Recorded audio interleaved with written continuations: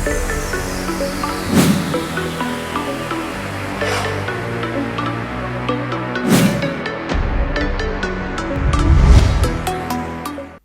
Hello welcome to best of the day. మరి ఈ రోజు బెస్ట్ ఆఫ్ ది డేలో కొత్త కొత్త విశేషాలతో పాటు కొన్ని ఆసక్తికరమైన నిజాలు మరియు చరిత్రలో ఈరోజు జరిగిన ముఖ్య సంఘటనల గురించి తెలుసుకుందాం. Let's start the programme.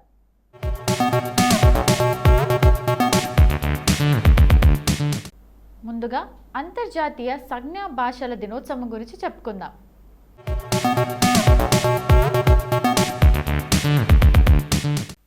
మనం మాట్లాడుకుంటాం, అలాగే సైగలు కూడా చేసుకుంటాం. మాట్లాడటం వచ్చిన వారు మాటలు మాట్లాడతారు, సైగలు కూడా చేస్తారు. కానీ చెవిటి మూగా ఉన్నవారికి ఓ భాష ఉంటుంది, అదే సైగల భాష. దీన్నే సంజ్ఞా భాష అని కూడా అంటారు. దాన్నే బదిరుల భాష అని కూడా అంటారు. మాటలకు ఓ రోజు ఉందో లేదో కానీ సైగలకు మాత్రం ఓ రోజు ఉంది.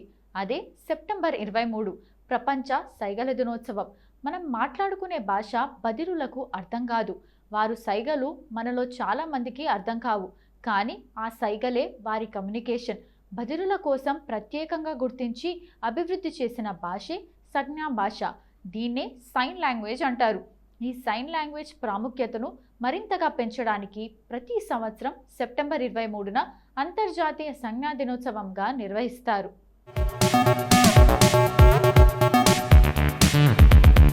చెవిటి వారి రోజువారీ సమస్యల పరిష్కారం ధ్యేయంగా ఈ సైగల భాషను ఐక్యరాజ్య సమితి గుర్తించింది. ఈ సంజ్ఞా భాషను మొదటిసారిగా 2018లో వారోత్సవాలతో ప్రారంభించి దాన్నే అంతర్జాతీయ సైగల భాషా దినోత్సవంగా మార్చారు. ప్రతి ఏడాది ప్రపంచ డెఫ్ సమాఖ్య ద్వారా ఒక థీమ్ ప్రతిపాదిస్తారు. దీన్ని ప్రపంచవ్యాప్తంగా ఉన్న చెవిటి వారి సమైక్యతతో ప్రారంభించారు. ఇంటర్నేషనల్ డెఫ్ డేని మొదటిసారిగా 1958 సెప్టెంబర్లో ప్రారంభించారు. అంతర్జాతీయ సంకేత భాష దినోత్సవం సంజ్ఞా భాషల ఉపయోగానికి మద్దతు ఇచ్చే సమావేశానికి ప్రోత్సాహకంగా ఈ భాష నిలుస్తోంది. చెవిటి వ్యక్తుల మానవ హక్కుల కోసం సంకేత భాష ప్రాముఖ్యతపై అవగాహన పెంచడానికి ఈ రోజును UN general assembly, United national general assembly ప్రకటించింది.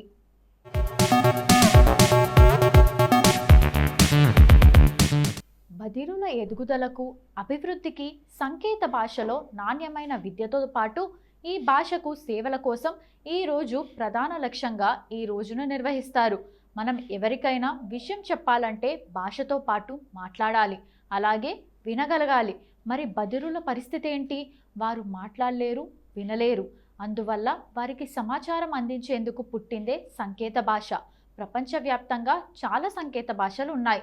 వాటిని ప్రాధాన్యాన్ని గుర్తిస్తూ వాటిపై ప్రజల్లో అవగాహన కలిగించేందుకు ప్రతి సంవత్సరం సెప్టెంబర్ 23న అంతర్జాతీయ సంకేత భాషా దినోత్సవాన్ని జరుపుకుంటాం. దివ్యాంగులు కూడా అన్ని విషయాలు తెలుసుకోవాలి, అది వారి హక్కు అంటూ ఐక్యరాజ్య సమితి సంకేత భాషలను ప్రోత్సహిస్తోంది.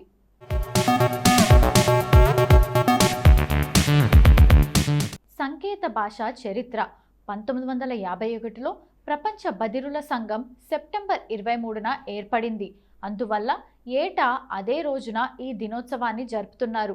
అయితే ఆ సంఘం ఏర్పడిన చాలా శతాబ్దాల తర్వాత 2018లో తొలిసారి ఈ ఉత్సవాన్ని జరిపారు. అప్పటి నుంచి ఏటా నిర్వహిస్తున్నారు.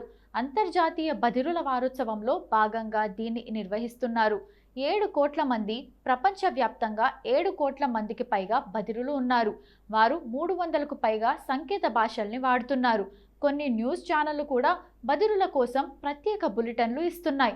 మానవ హక్కుల కోసం మేం సంకేతం ఇస్తాం అనేది ఈ సంవత్సరం థీమ్గా ప్రపంచ బదిరుల సంఘం ప్రకటించింది. ఈ సందర్భంగా బదితులు, వినగలిగే వారు అందరూ కలిసి బదిరుల జీవితాలు మెరుగయ్యేందుకు చర్యలు చేపట్టాల్సి ఉంటుంది.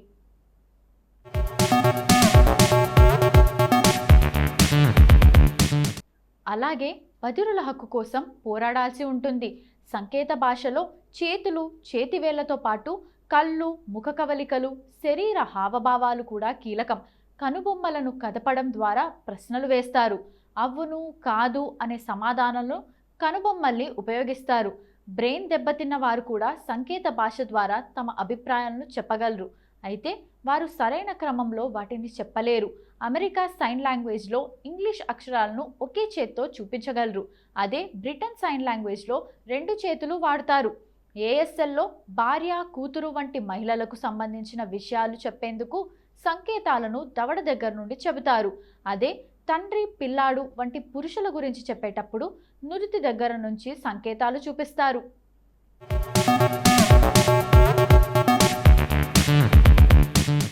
చెవిటివారు వ్యక్తుల పేర్లకు ప్రత్యేక సంకేతాలను వాడుతారు. ఫలితంగా వారు పూర్తి పేరును చూపించకుండానే ఆ పేరు ఏంటన్నది బదిరులకు అర్థమవుతుంది. ఈసారి మీరు ఎవరైనా బదిరులను కలిస్తే మీ పేరును ఏ సంకేతాలతో చూపించవచ్చో తెలపండి. ప్రతి సంకేతంలో 5 అంశాలుంటాయి. వాటిలో ఒక్కటి మారినా మొత్తం అర్థం మారిపోతుంది. చేతి కదలికలో వచ్చే చిన్న తేడా కూడా మొత్తం అర్థాన్ని మార్చగలదు. ఒకే చేతి నుంచి వచ్చే 2 ఒకే రకమైన సంకేతాలకు కూడా అంశాలను బట్టి అర్థం వేరే ఉంటుంది.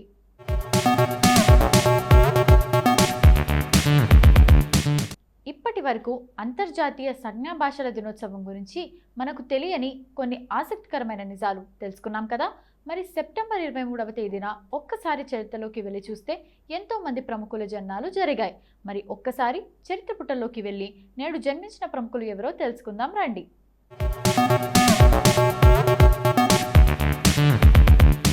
కుమార్ సానుగా ప్రసిద్ధికెక్కిన కేదార్నాథ్ భట్టాచారి వరుసగా 5 సంవత్సరాలు ఫిల్మ్ఫేర్ బహుమతులు గెలుచుకున్న ఒక ప్రముఖ భారతీయ గాయకుడు.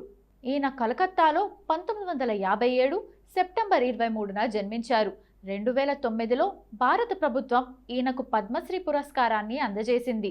ఈయన తండ్రి పశుపతి భట్టాచార్య గాత్ర సంగీత విద్వాంసుడు, సంగీతకర్త. ఈయన చిన్నప్పటి నుండే సానుకు గాత్రంలో, తబలాలో శిక్షణ ఇచ్చాడు.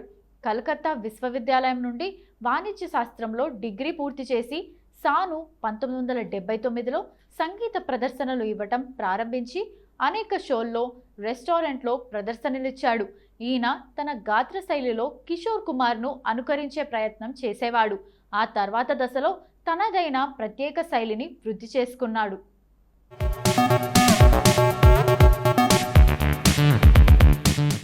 శాలిని పాండే భారతీయ చలనచిత్ర నటి. 2017లో తెలుగులో వచ్చిన అర్జున్ రెడ్డి చిత్రం ద్వారా సినీ రంగంలోకి ప్రవేశించింది. శాలిని పాండే 1993 సెప్టెంబర్ 23న మధ్యప్రదేశ్లోని జబల్పూర్లో జన్మించింది. జబల్పూర్లోని జబల్పూర్ గ్లోబల్ ఇంజనీరింగ్ కళాశాల నుండి ఇంజనీరింగ్ పూర్తి చేసింది. ఇంజనీరింగ్ 2వ సంవత్సరం నుండే నాటకాల్లో నటించడం ప్రారంభించింది. నటనపై ఉన్న ఆసక్తితో నాటకాల్లో నటిస్తున్న శాలిని పాండే అర్జున్ రెడ్డి అనే తెలుగు చలనచిత్రం ద్వారా సినిమా రంగంలోకి ప్రవేశించింది. తెలుగు మాట్లాడటం రాకపోయినా ఆ సినిమాలో తన పాత్రకు తానే డబ్బింగ్ చెప్పుకుంది. 100% కాదల్, మహానటి చిత్రాల్లో నటించింది.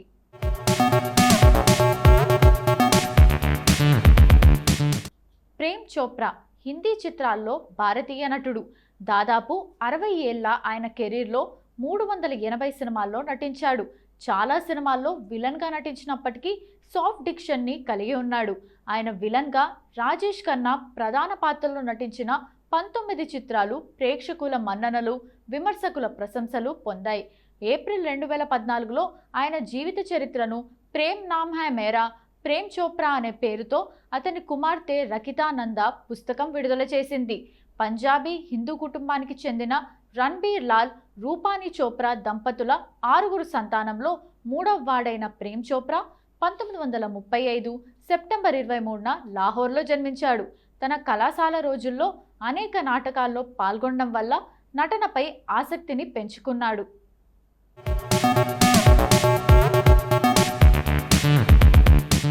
తనూజా సమర్థ్ ప్రధానంగా హిందీ చిత్రాల్లో నటించే భారతీయ నటి. ఆమె హిందీ చిత్రాలతో పాటు బెంగాలీ చిత్రాల్లో కూడా నటించి 2 ఫిల్మ్ఫేర్ అవార్డులను గెలుచుకుంది. తనూజా సమర్థ్ 1943 సెప్టెంబర్ 23న ముంబై, మహారాష్ట్రలో జన్మించారు. ముఖర్జీ సమర్థ్ కుటుంబంలో సభ్యురాలైన ఆమె నటి శోభనా సమర్థ్, నిర్మాత కుమార్ సేన్ సమర్థ్ల కుమార్తె. ఆమెకు నటి నూతన్, ఒక సోదరుడు సహా 3 సోదరీమణులు ఉన్నారు. ఆమె 1973లో చిత్ర నిర్మాత సోము ముఖర్జీని వివాహం చేసుకుంది. వారికి 2 కుమార్తెలు, నటీమణులు కాజోల్, తనీషా ఉన్నారు. 64 ఏళ్ల వయసులో సోము ముఖర్జీ 2008 ఏప్రిల్ 10న గుండెపోటుతో మరణించారు.